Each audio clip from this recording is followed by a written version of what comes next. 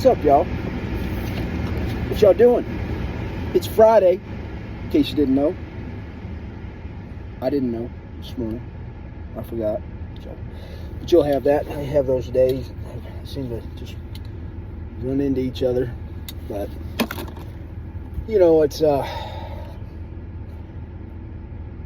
it's a good day when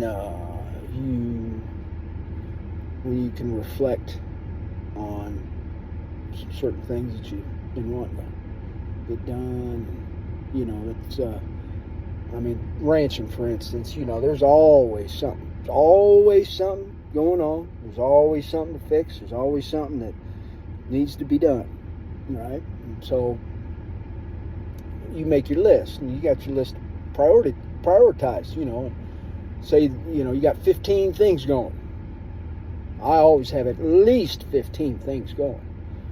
And, you start out on whatever's prioritized, you start, getting at it.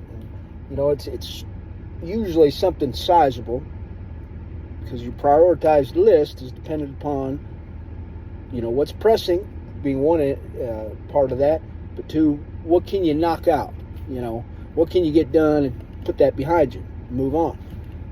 Well, it's a fine line on some of those things, gray areas in some of it. Like, well, I could probably get this done, but then it don't end up that easily done, and so then you have to, for time's sake, move on to something else that you can complete or what have you. There's so many variables to this equation.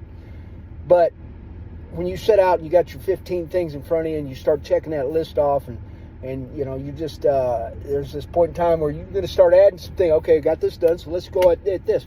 Well, that doesn't mean your list gets smaller. It doesn't mean there's less to do.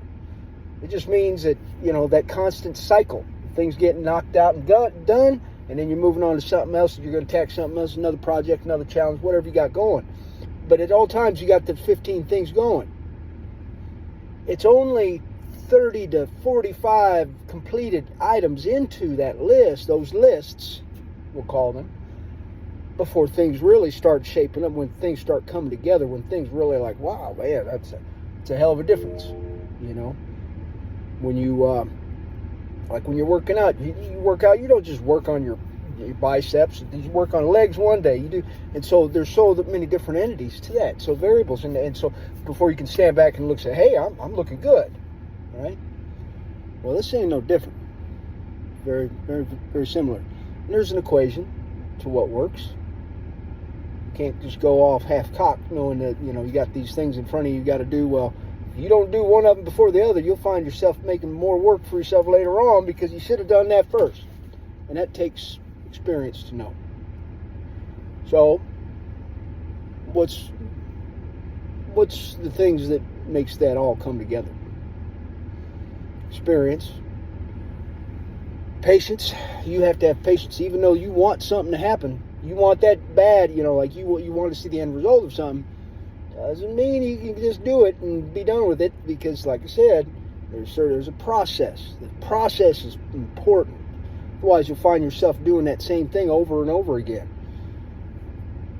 But you have to have room for, you want to complete your goals like this ranching deal, well, you got to have room for failure too.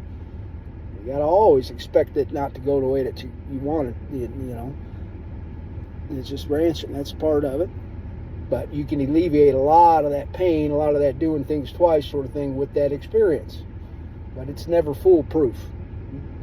Just because you're a rancher don't mean you know everything. Just because you're a rancher doesn't mean you can fix everything right off. You can fix a lot of stuff, but some things you still got to refer to a labor guide or the YouTube how-to video or something. Believe me, we're not know-it-alls by any means.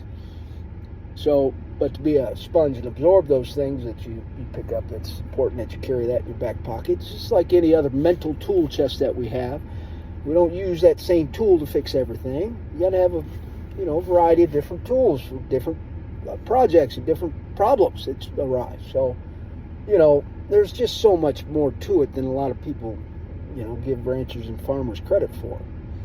There's so much that goes along with just having livestock, for example, just one thing.